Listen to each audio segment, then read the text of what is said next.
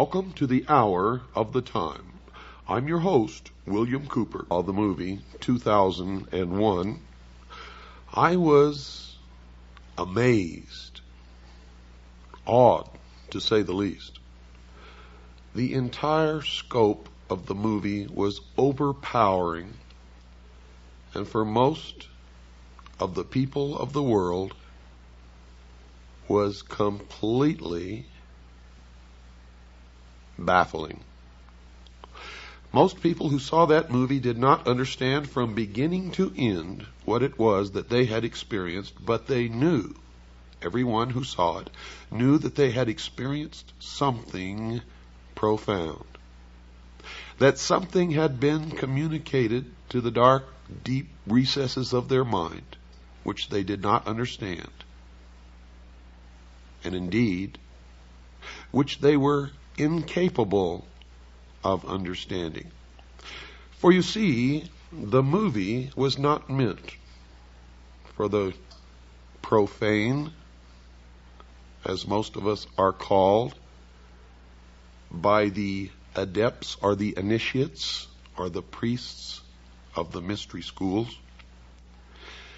For that movie was a message to those initiates who were well versed in the symbology and the mystery religion of an ancient religion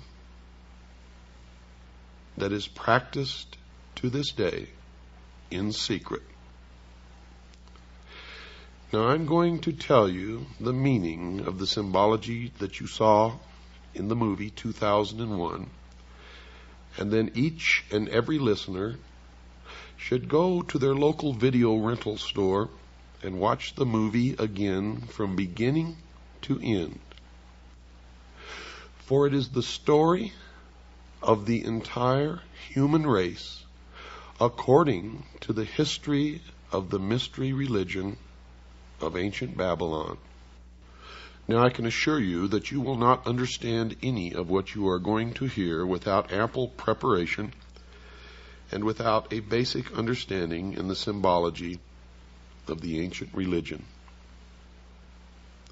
And you're going to get that, and this is going to be a series of programs that will in fact take probably many hours to complete.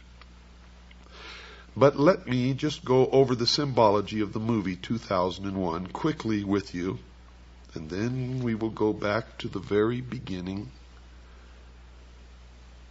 to the first primitive human, probably sitting on his haunches, munching upon some vegetable, watching the sunrise in the east. In the beginning of the movie 2001, most people who sat in the theater were struck by the imagery which was presented to them, as they saw first a dark and gray and ugly world.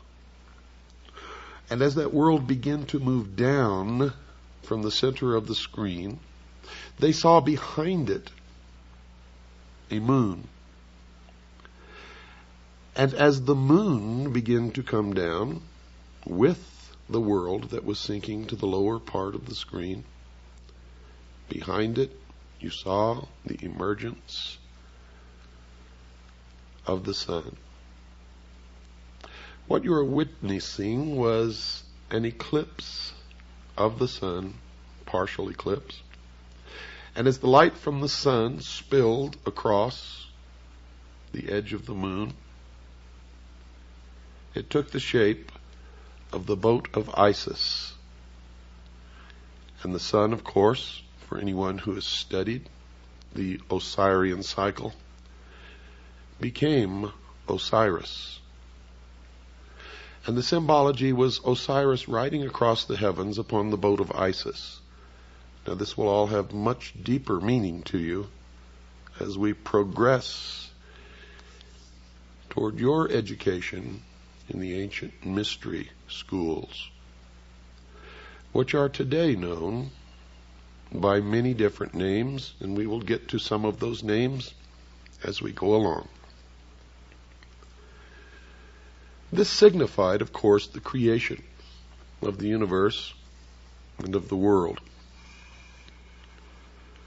And what we saw next was a barren plain, nothing growing, barren rocks, barren desert. And then we saw the sun begin to rise in the east over the horizon, signifying the birth of the world. As the sun traveled across the heavens, you saw the wind begin to move across the face of the earth, signifying that something was happening. Then as the sun began to reach its zenith on a prime longitude, we began to see shrubs, small green plants began to emerge. Now the sun traveling across the heavens did not, of course, signify a day.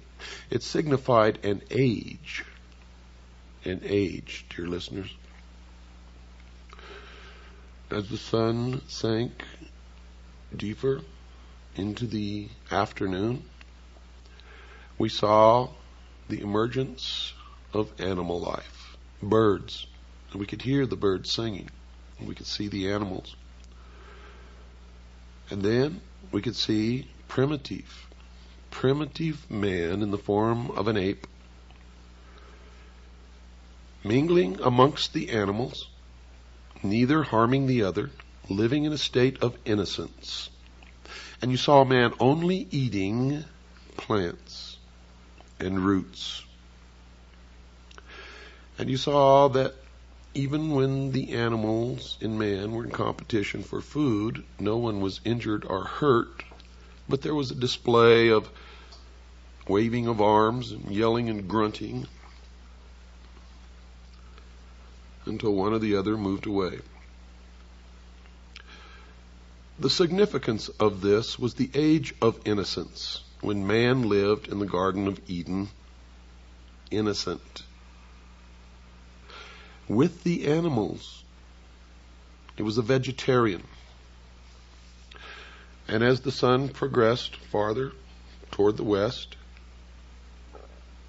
we saw man begin to retreat into the womb. For you see, the passage of the sun across the sky, from the time that it rose in the east, signifying the birth of the world, we saw that as it reached its zenith, its most powerful aspect in the heavens, life began to emerge, first in the form of plants and then animal life.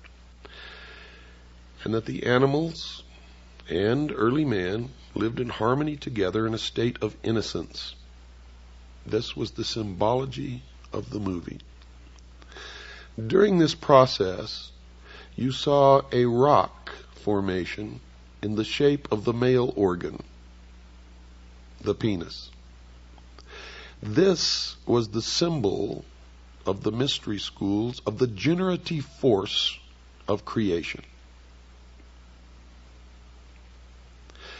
When you watch the movie again, pay attention to the symbology of the movie. Now, as the sun begins to sink even farther in the west, man and his little tribe goes to the water hole and confronts another group of primitive man, all in the form of the ape. And there's a confrontation.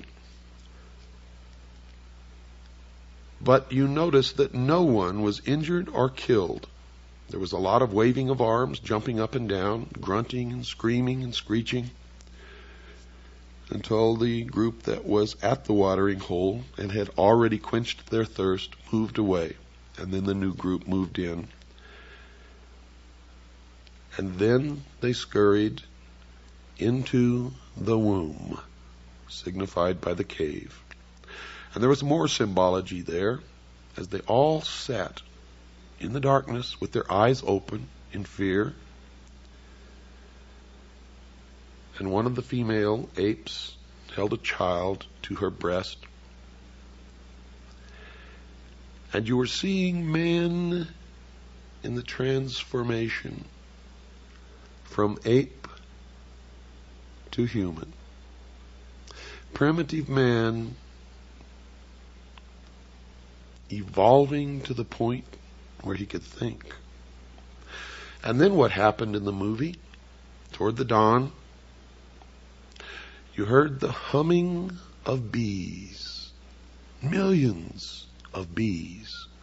And the beehive and bees are a prominent symbol in the mystery schools. It signifies societal cohesion, industry. Now, not industry as you may know it in the manufacture of cars, but industry in working together in a societal form. In this case, the very basic rudiments of society. And as the sun again began to rise up in the east, signifying the dawn of the new man, the audience beheld an obelisk, a monolith.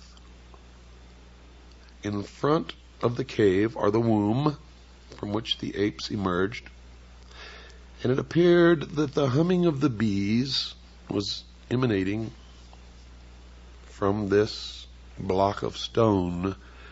Now notice I said three words: monolith, obelisk, and stone. All of these are significant symbols in the ancient mystery religions. And you saw that this was not God, because creation had already taken place. The world had been created. Plants and animals had been created, and primitive man existed on the earth before this monolith, this obelisk, this stone ever made its appearance. It is also known as the stone that you saw earlier, the generative force, or the penis. Now don't get all confused by this terminology.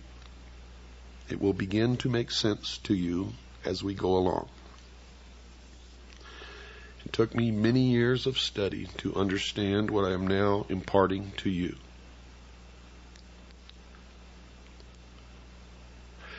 You watched as the apes milled about in great excitement, and one, encouraged by another, signifying Adam and Eve. The one encouraging was the symbol of Eve. The one being encouraged was Adam.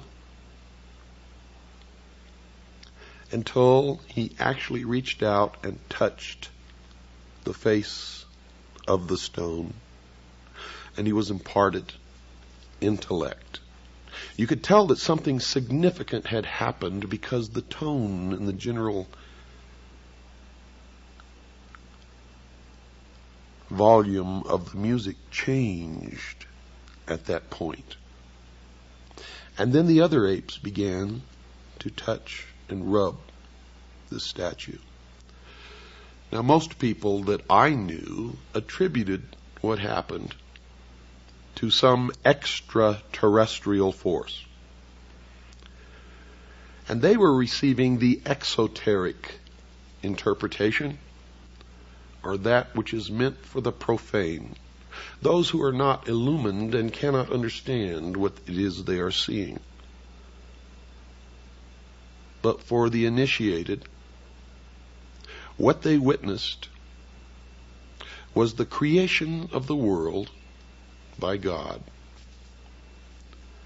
and the impartation of knowledge to man, the forbidden knowledge, by Lucifer through his agent Satan. For in the religion of the mystery schools, they believed that man was held prisoner in the Garden of Eden by an unjust and vindictive God, and that man was not told by this unjust and vindictive God that he could have the same powers. And man was set free from the bonds of ignorance by Lucifer through his agent Satan, and many believe that the two are the same, and that's okay because maybe they are. And that through the gift of intellect, man himself will become God. Now, for those of you who understand what I am imparting to you now, you may not even have to listen any farther, for it explains everything that has ever happened in the history of man, and everything that is happening now, and all that is to happen in the future.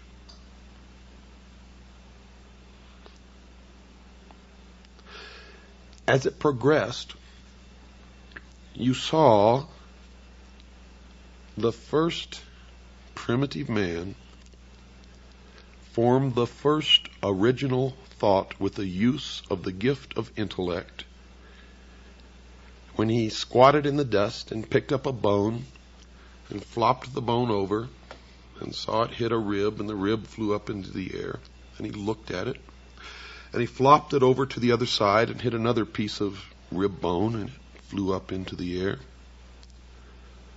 And you could see the wheels turning in the mind of this primitive individual as he lifted the thigh bone and then struck down in front of him and watched bones fly. And then he struck again and again, and then he crushed the skull of the dead animal that was lying in front of him.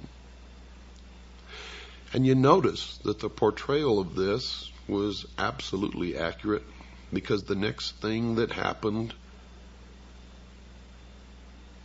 was that this new gift, this intellect, and this original thought led to the murder of another primitive human being. In this case, of the tribe that had not been given the gift of intellect, did not have the ability to use a bone as a weapon because they had not made the connection. And you watched in the symbology of that movie the murder of Abel by his brother Cain.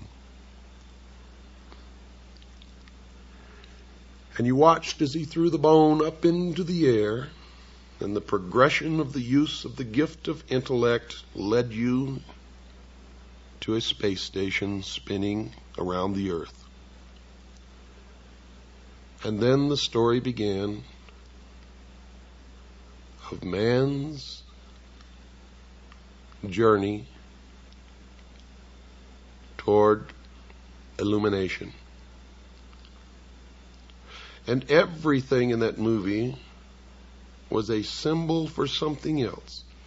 Now, the audience sitting, who are what the adepts or the initiates call profane, did not understand what they saw. They thought that it was really about a journey into space by an astronaut or a group of astronauts, and the bad things that happened to some of them, and one survived. And none of them understood the significance of the obelisks, the monoliths, one on the moon, one in orbit around Jupiter, and the ultimate transformation of the astronaut into a giant fetus floating in space.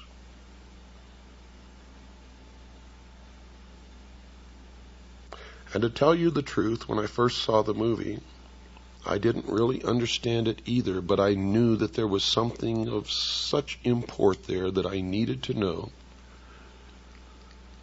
that I never stopped studying until I found out. And of course, one discovery leads to another. And every time I answered a question, 100 more popped up until I reached a point, dear listeners, where I realized that if I studied for the entire rest of my life, there is not enough time in my life to learn what it is that I need to know. But I have learned enough along the way to impart some of my knowledge to you, and maybe you can help me find the ultimate truth that all of us, ultimately learn to look for. Although not all of us ever realize that we are looking, and most of us never even understand what it is that we are looking for, but some of us do understand that we are looking. The adepts or the initiates, the priesthood of the mystery school, believe that they have found it and that they know all of these things. And I'm not really sure that they do. Because in my search and my ultimate illumination, and yes, I have become, to a degree, illumined or illuminated. I have discovered that I am more illuminated than most of those who have gone through the process of initiation in the mystery schools and believe that they know more than I do. And it's not true. I have surpassed them by so far. And they believe that they are so far ahead that it has become difficult for me to place myself in any kind of logical progression along a path that I am following, and I know not where it will ultimately lead. But I know that many have been misled along this path and are worshiping the fallen angel that we know as Lucifer. Many believe that Lucifer and Satan are the same. Many people believe that they are totally different entities and that Satan is evil and Lucifer is not. But Lucifer rebelled against God according to the Bible and was expelled from heaven and flung to the earth to be the master of the material world, the master of the earth. Now, if Lucifer is indeed Satan, how this transformation took place, I am not wise enough to know. If they are different, then I have not yet discovered where Satan came from, if Lucifer is not Satan. Now, there are people who have professed to know the answers to these questions and have sat down and we have talked for hours. And I still am not sure that they are right or that they are wrong. And I'm still looking for the answer to that question. But I do know this. Ancient man witnessed something that he described in his oral history and in his writings. And it could probably be called the first UFO sighting in the history of the world. How art thou fallen from heaven, O Lucifer, son of the morning star? Now notice, Lucifer was called the son of the morning star. He was also called the morning star. And there is a great mystery here, because Christ also called himself the morning star. Now, how all that fits together, I do not know, but I have been told by those who have been initiated in the mystery schools that Christ and Lucifer are one and the same being. However, I cannot bring myself to believe that. What you believe, of course, is your own business and is not my intention to make you believe anything. but rather to impart to you what I have learned over many, many years of study into the secrets of those who worship the ancient mystery religions in secret for thousands of years. For you see, that monkey who sat there squatting on his haunches in the desert, striking the earth and the pile of bones with this great thigh bone, was the first priest of the mystery schools. And it was this first priest who then began to initiate others into the secrets. And they are the ones who have been responsible, according to my research, for most of the scientific developments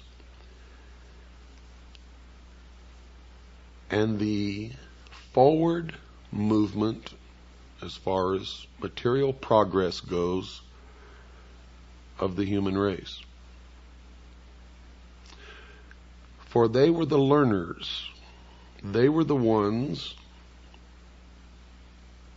who developed science. They were the ones who hid their developments and used their science and their knowledge and their secrets to govern others. Usually not as kings, but as advisors and as priests,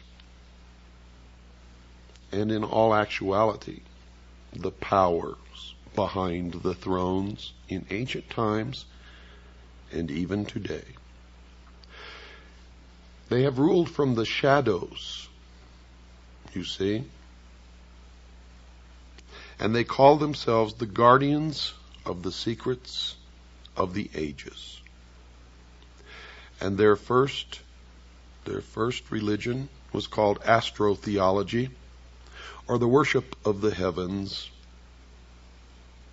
And their first object of worship was the sun. The second object of worship was the moon. And everywhere you see the mystery schools or the mystery religion, you will see the symbols of the sun and the moon, also known as Osiris and Isis, and the child Horus, which I will explain the meaning of later. Right now, folks, we must take a break. Don't go away. I'll be right back after this very short pause. Newfound intellect set him upon a quest that, according to those who say that they know, has never ended, even unto this day. And the modern day equivalent of this ancient mystery religion calls itself the Order of the Quest. And you will see it reflected in many of their outward exoteric branches, where they disseminate information to the public, or manipulate the public, or deceive the public, as the profane to them are nothing more than cattle to be herded and occasionally to be led to the slaughter.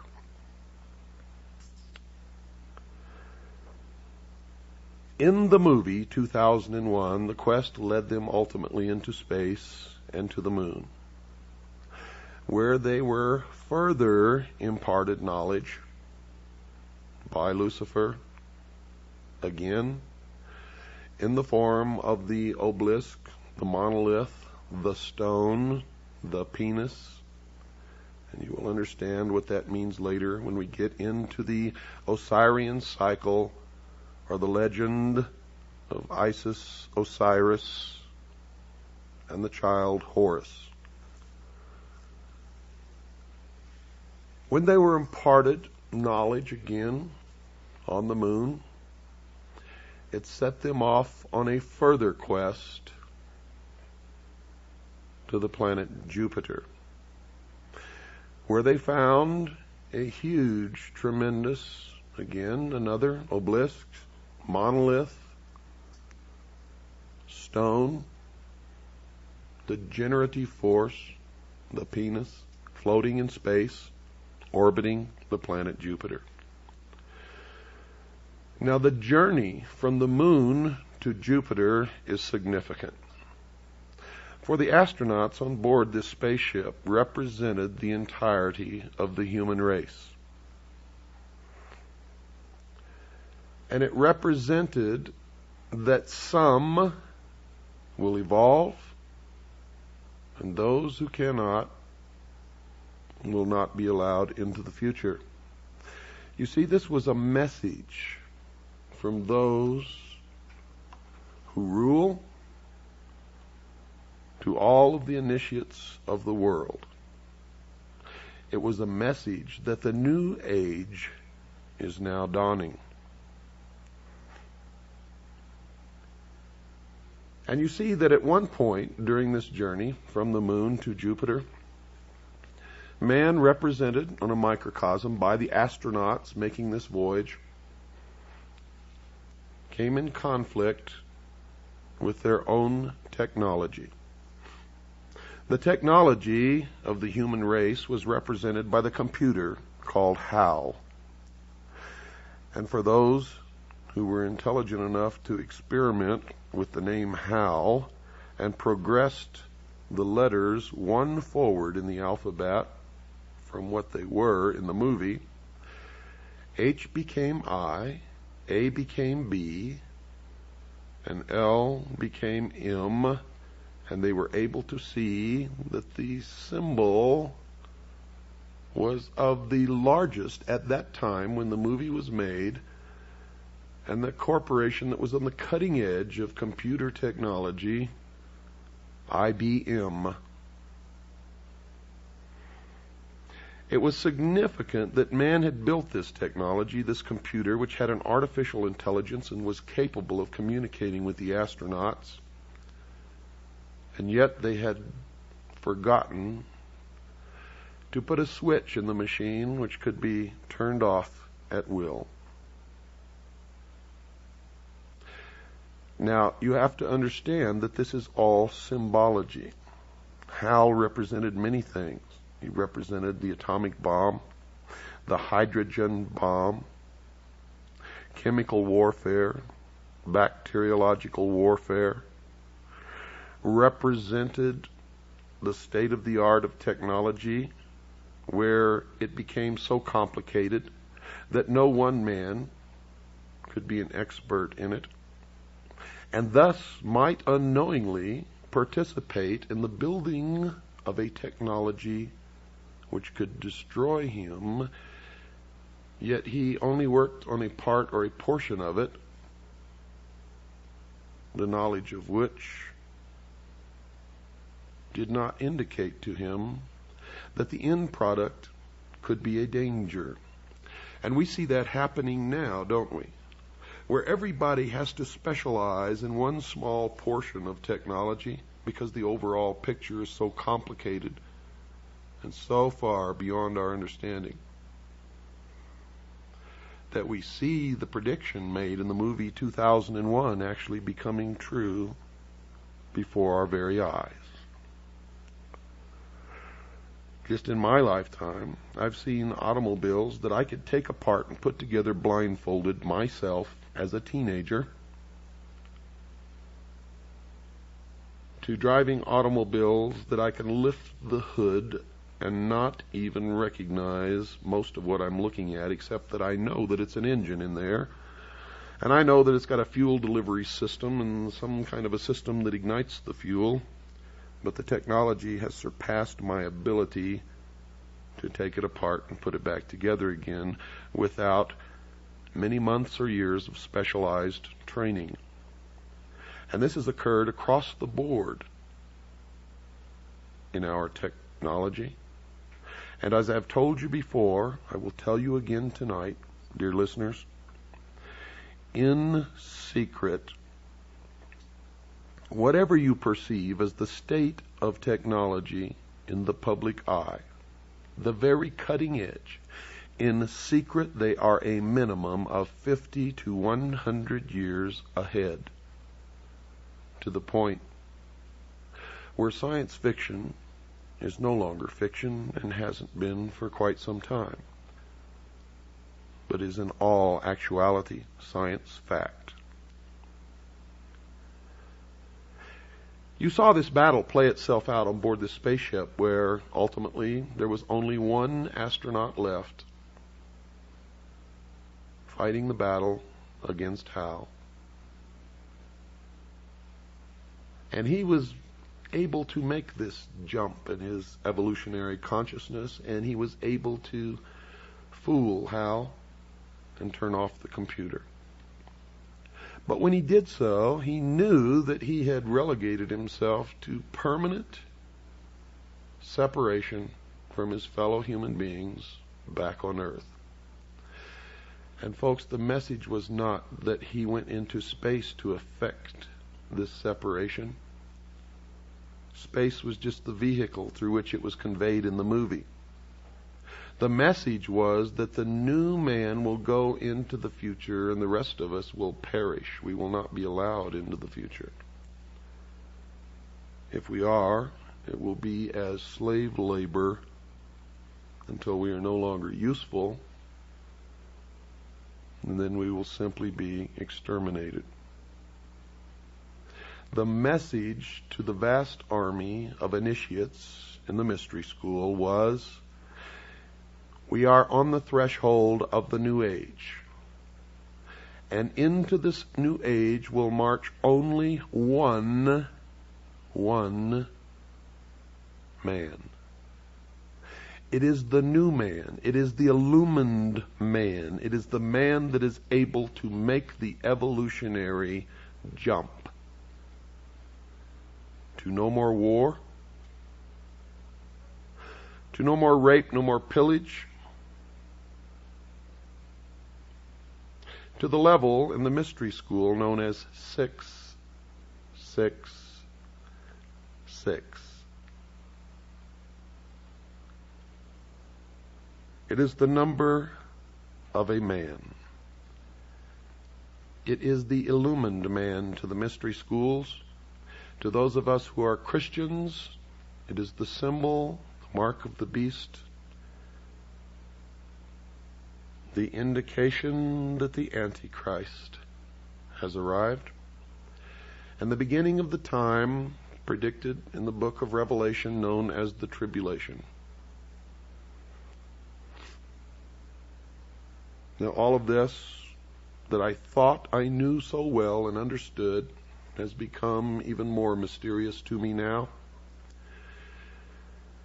as I know that I am battling against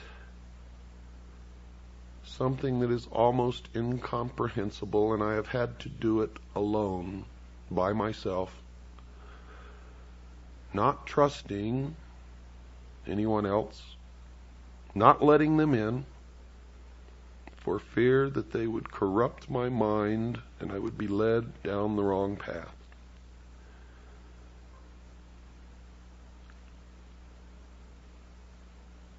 And I still do not know the answers, but I have an awful lot of clues and a lot of facts, and I've learned an awful lot.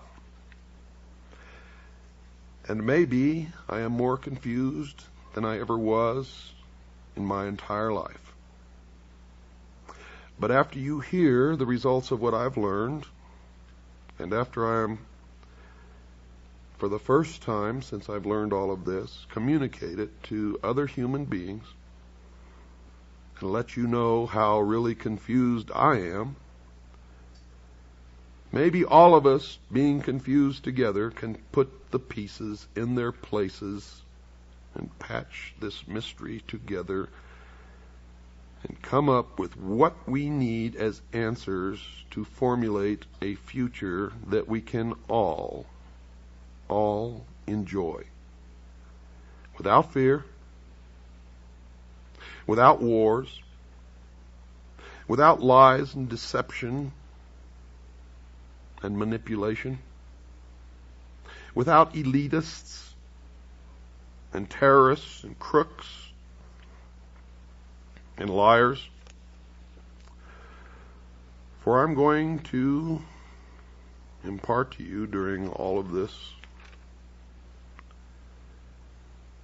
that the priests of the ancient mystery religion are the ones who have caused most of the misery in the history of man. And if they had not learned this knowledge, the secrets of the ages that they keep from the rest of us and use to manipulate us, maybe we would have reached peace in this world hundreds of years ago. I don't really know the answer to that. But I don't think much of what has happened in the history of the world that was miserable, terrible, would have happened without these people.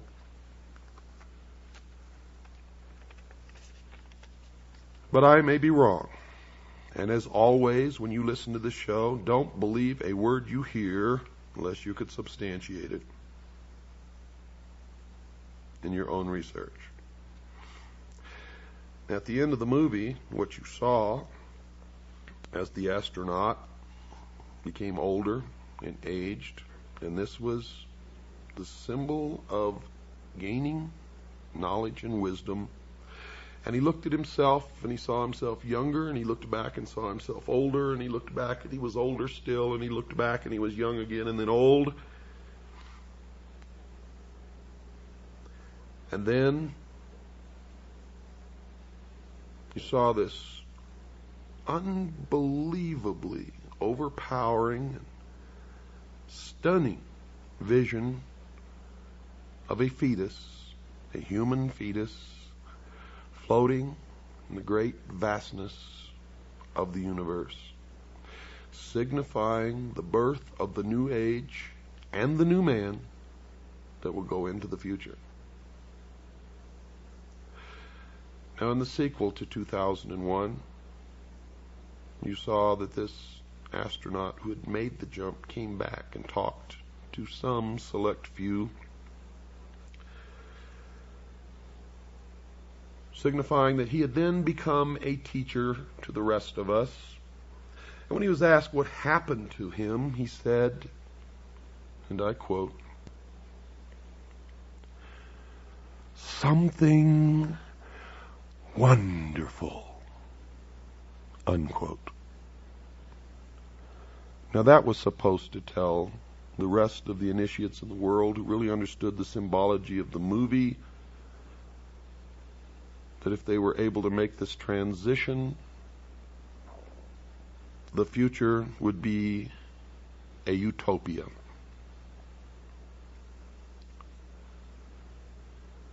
Now, I don't know whether it will be or not, but I can tell you this. The priests of the ancient mystery religions are in charge right now, and we had better damn well find out, and we had better do it very quickly. For the new age is the age of Aquarius, and the exact date of the dawning of the age of Aquarius can be determined astrologically. And I'm not going to tell you what that date is, although I have it right here on a piece of paper in front of me. I want you all to help in this search. God knows I need help. I can't save us all alone. And there's always the possibility, because I am human, that I could make the wrong decisions or make the wrong interpretation.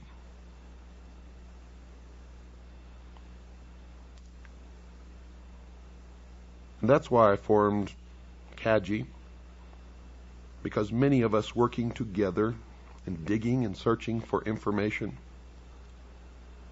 are much more likely not to make the mistakes than one man working alone.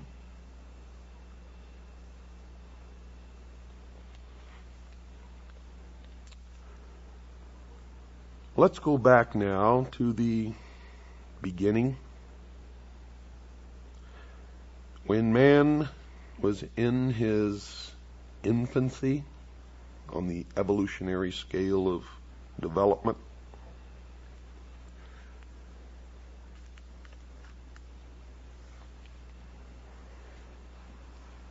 man was alone.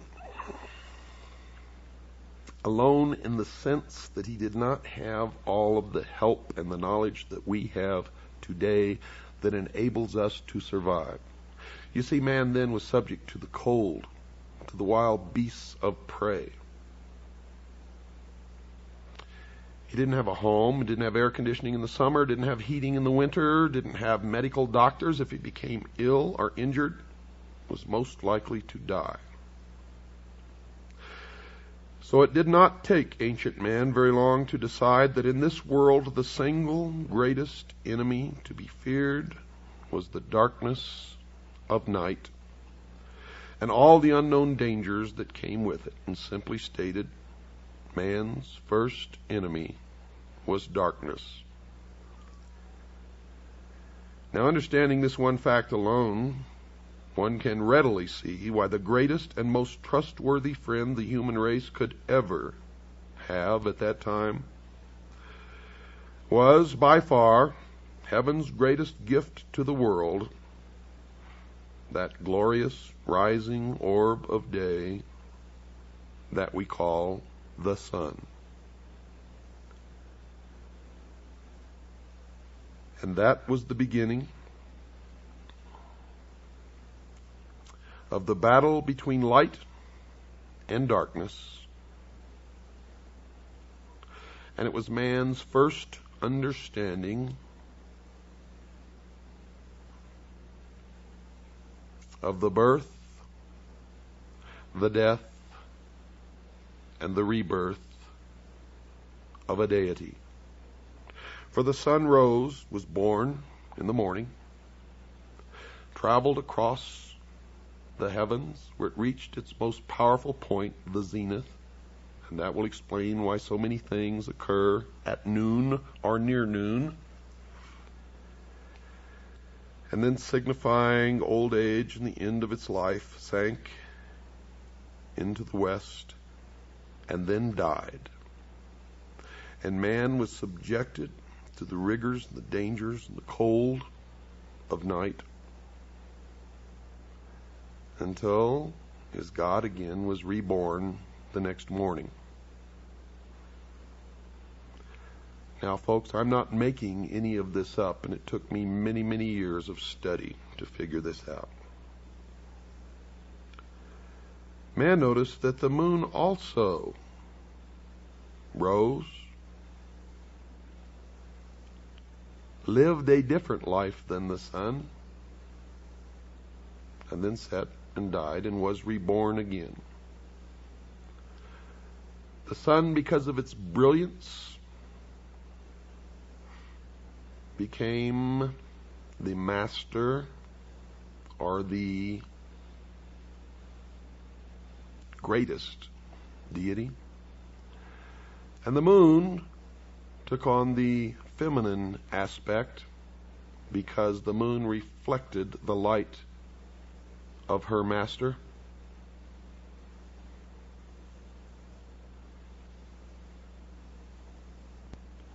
And all of this will begin to make sense to you eventually as we go through this, because from now on, every program that I do is going to be devoted to this, to the explanation of the esoteric religion, the ancient mystery religion.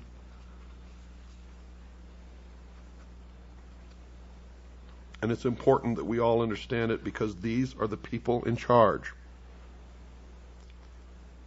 And don't ask me to tell you the truth of religion, for I really believe in the Constitution and that we all have a right to worship our own God in our own way. And no one has the right to tell anyone, unless asked, what they should believe. You all know by now that I am a Christian. But I'm not a Christian in the sense that I follow the dogma of any church or the preachings of any preacher or necessarily word for word the Bible. I stick strictly and only to those words that are directly attributed to Jesus Christ, and I attempt to follow those words in my daily life. And it doesn't matter to me whether anyone proves that he never lived or that he lived or not. I have found that those are the most profound teachings amongst all of the books and teachings that I have ever heard or read in my entire life. And until someone can prove to me that there is something better, that is what I will always adhere to. I do not advise you what you should believe or not believe. But I do advise you that we all need to learn as much as we can about everything that we can, because one thing I have learned in my life is that most of what we have ever been taught has been a lie. And that whoever these people are, and I know who they are, and I will impart that knowledge to you, who are the priests, the adepts, and the initiates, and the mystery schools, they are in control, and they are shaping the future, and that future will affect all of us, so we had better learn as much about them as we can. You cannot identify an enemy unless you know the enemy, and you cannot fight a battle if you know nothing about the battle tactics of your opponent. And when you understand that Lucifer is the son of the morning star, or the morning star itself, then the creations of the members of the mystery school begin to make much more sense. Good night, and God bless you all.